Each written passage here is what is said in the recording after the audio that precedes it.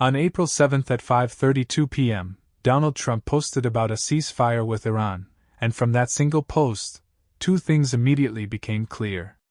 First, Truth Social is somehow one of the most powerful market-moving platforms in existence, and definitely not useless. And second, markets absolutely hate uncertainty. Because the very next day, stocks didn't just go up, they ripped higher. The S&P 500 gained around 2.5%, the Nasdaq nearly 3%, and the Dow surged more than 300 points, marking its best day in almost a year. And it didn't stop there, because just a few weeks later, stocks were already back at all-time highs, even while the ceasefire itself was falling apart in real time. Financial media rushed to call this a relief rally, claiming markets were celebrating peace. But that explanation doesn't really hold up, because that's not what actually happened. To understand the truth, you have to rewind, because this story didn't start with a ceasefire, it started with fear. On February 28, the US and Israel launched joint airstrikes on Iran, and soon after, Iran shut down the Strait of Hormuz. From that moment, markets started bleeding. By the end of March, the S&P was down nearly 9%, marking one of its worst 5-week stretches in years. But beneath the surface, something much bigger was happening. Wall Street wasn't just nervous, it was panicking.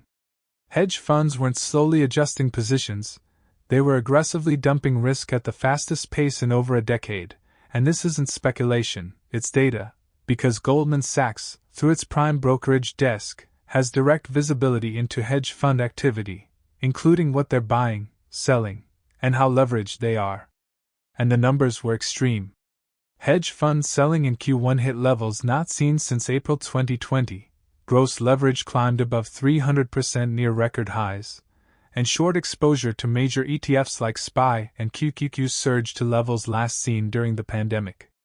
At the same time, oil analysts were warning of scenarios where supply disruptions could force the world to cut demand by as much as 15 million barrels per day, potentially pushing oil prices to $250 or even $300 per barrel, not just triggering a recession but something closer to a depression-level shock. That was the sentiment heading into April. Everyone was bearish. Then April 7th happened. Trump announces a ceasefire, and overnight, everything flipped. When markets opened the next morning, it felt like liquidity had been injected straight into the system. Over 400 stocks in the S&P closed green, oil prices collapsed with Brent dropping over 13% and WTI falling more than 16%, marking the largest one-day decline since 2020. But here's where the narrative starts to break, because despite all the talk of peace, real-world data told a completely different story.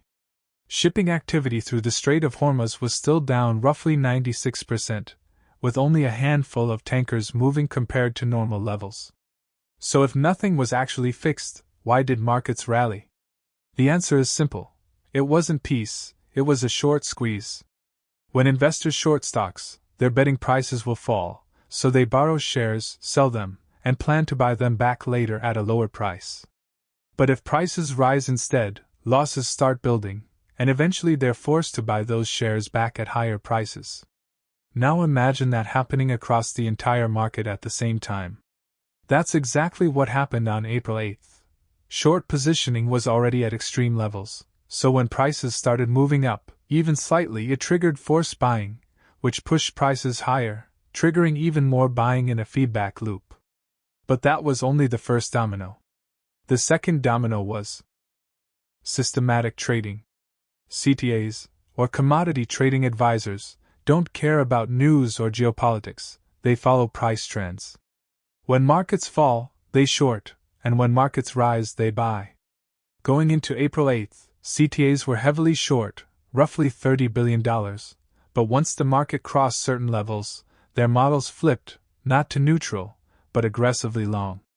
Goldman initially estimated they would need to buy around $40 billion to unwind positions, but the actual number ended up being over $80 billion in just 5 days, making it one of the fastest buying bursts ever recorded. Then came the third domino, the options market. When traders pile into call options, dealers on the other side are forced to hedge by buying the underlying stocks, and in a negative gamma environment, that hedging becomes procyclical, meaning as prices go up, dealers buy more, which pushes prices even higher. So what you had was a short squeeze, combined with systematic buying, combined with options-driven hedging, all hitting the market at the same time. That's the rally. Not piece, not fundamentals, just market structure. And this pattern isn't new. We've seen it before. In December 2018, markets were crashing until Jerome Powell said the Fed would be patient, and the Dow exploded in one of its biggest single-day gains ever. In August 2024, the Bank of Japan shocked markets, triggering a violent drop followed by an equally violent rebound. Different headlines, same mechanics. And the reason this keeps happening is because the structure of the market has completely changed. 20 years ago, markets were dominated by human decision-making, analysts studying earnings, portfolio managers evaluating fundamentals, but today, that world is mostly gone. Around 63% of U.S. stock funds are now passive, meaning they simply track indexes without caring about valuations, automatically buying more of the largest companies. That's how the biggest tech stocks now dominate the S&P. Meanwhile, active investing has consolidated into a few massive hedge funds running high leverage and strict risk controls, meaning when losses hit certain levels, they don't debate, they sell instantly. And underneath all of this sits the options market, where same-day expiration contracts now make up a massive portion of daily trading, forcing constant hedging activity that amplifies every move. So the dominant players in today's market aren't analyzing fundamentals, they're reacting to price. And when price starts moving, those reactions stack on top of each other, creating massive feedback loops. That's what happened on April 8th. And once you understand this, the market starts to make a lot more sense, because what looks like irrational behavior isn't random at all, it's structural. The headlines don't move markets, they just explain them after the fact. And this is the part most people completely miss, because once the rally starts, it doesn't need a reason to continue, it just needs fuel, and in modern markets, that fuel comes from positioning, liquidity, and reflexive behavior. Because after the initial squeeze, something else quietly kicks in, passive flows. When indexes start moving higher, passive funds automatically allocate more capital into the same stocks that are already going up, because they are market cap weighted. So the bigger the companies get, the more money flows into them by default, which pushes them even higher. And that's exactly why during this rally, a large portion of the gains were concentrated in the biggest names in the index. It wasn't broad optimism, it was concentrated flows chasing momentum. At the same time, retail traders start seeing the move, and they don't see positioning data or gamma exposure, they just see green candles, breakouts, and headlines saying markets are surging. So they start buying in, often through call options, which adds even more pressure on dealers to hedge, creating even more upward momentum. And now you have another layer added to the feedback loop. But it goes even deeper than that, because volatility itself becomes part of the system. When volatility spikes during a sell-off, many funds are forced to reduce risk, which means selling assets. But when volatility drops quickly during a rally, those same funds are forced to increase exposure again, which means buying back in. So the same system that accelerates the downside also accelerates the upside. It's not about valuation, it's about positioning and rules. And by the time all of this plays out, the original reason for the move becomes almost irrelevant. The ceasefire headline didn't fix supply chains, it didn't reopen shipping lanes, and it didn't remove geopolitical risk, but it didn't need to. It just needed to act as a trigger. Because in a market that's heavily short, highly leveraged, and structurally reactive, even a small spark can create a massive move.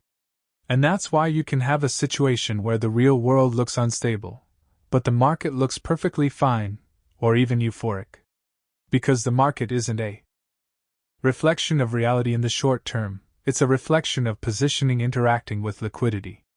And this is where most investors get caught off guard, because they're trying to apply old frameworks to a new system. They're asking whether stocks are cheap or expensive, whether the economy is strong or weak, whether earnings justify the move, but in many cases, those questions come after the move has already happened. Price moves first, and the narrative comes later. And once the narrative is established, it gets repeated across financial media until it feels like the truth, even if the underlying mechanics tell a completely different story. And the reality is, as long as markets continue to be dominated by passive investing, systematic strategies, and options-driven flows, these types of moves aren't going away. If anything, they're becoming more frequent and more extreme. Because every layer of automation adds another layer of reaction, and every reaction adds more fuel to the system. So what you're really watching isn't just a market, it's a complex machine, where inputs don't always lead to logical outputs, and where small triggers can create outsized reactions. And once you understand that, you stop chasing headlines, and you start paying attention to structure. Because structure is what actually drives the market now.